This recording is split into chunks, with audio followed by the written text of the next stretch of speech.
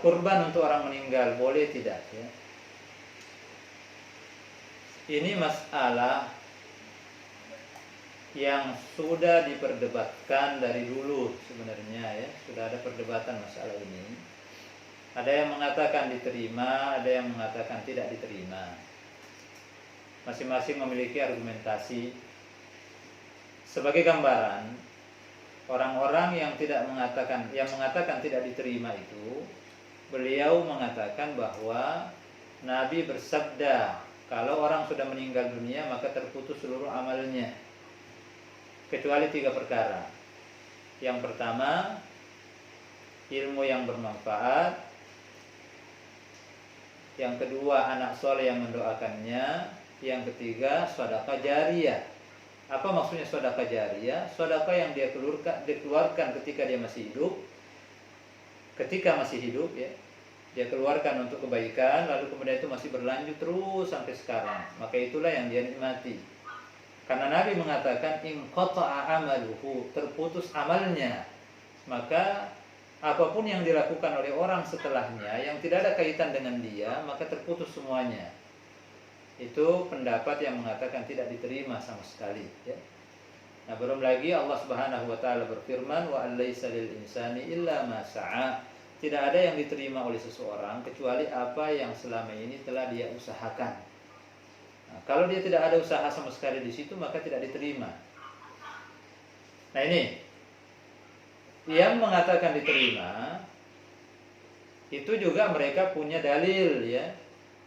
Punya dalil. Apa di antara dalilnya? Dia merujuk kepada beberapa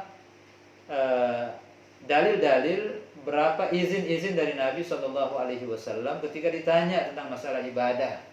Misalnya ada seorang datang kepada Nabi, dia mengatakan, ya Rasulullah, mamaku itu meninggal dunia dan belum sempat berhaji. Apakah boleh saya hajikan dia? Ya.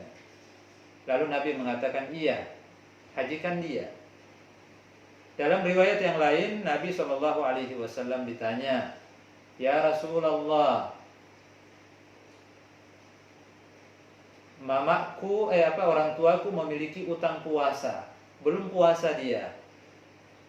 Apakah saya gantikan puasanya ya Rasulullah? Nabi mengatakan, bagaimana kalau dia punya utang sama manusia? Apakah diganti atau tidak? Nah, kalau begitu gantikan utangnya dia, karena utangnya kepada Allah itu lebih wajib diganti. Nah, ini kan kalau kita lihat redaksi hadisnya semua, itu seolah-olah masih bisa dilakukan oleh orang lain pasca dia meninggal dunia. Nah, tetapi bisa dua hadis ini itu sebenarnya berkaitan dengan pekerjaan anak kepada orang tuanya ya. Jadi yang haji itu anaknya yang melakukan untuk orang tuanya, yang puasa anaknya melakukan untuk orang tuanya. Nah, kalau begitu berkurban untuk orang tuanya boleh enggak? Nah, ini kemudian menjadi alasan sebagian ulama mengatakan boleh dong. Kalau haji saja boleh, puasa saja boleh, ya kurban juga boleh. Nah, haji itu urusan wajib, puasa itu urusan wajib, ya apalagi perkara sunnah.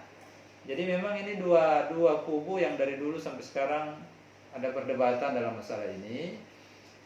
Saya wallahu a'lam ya, saya menganggap bahwa untuk masalah kurban ini tidak ada bedanya dengan masalah sedekah biasa ya. Jadi kalau anak bersedekah atas nama orang tuanya sampai atau tidak, insya Allah kalau anaknya ikhlas karena Allah Subhanahu wa ta'ala dan dia tidak punya riya di dalam dirinya, dia sedekah, ya Allah saya sedekah, mudah-mudahan orang tua saya bisa menikmati pahalanya. Dia sampaikan kepada Allah, diam-diam, dia tidak umumkan, tidak usah diumumkan. Maka insya Allah, Allah Maha tahu anak ini anak didikan orang tuanya, ini anak dibesarkan oleh orang tuanya, ini anak soleh ingin menampakkan kesalehannya kepada orang tuanya. Insya Allah kita percaya, kita berhusnuzon kepada Allah, diterima. Demikian juga dengan kurban.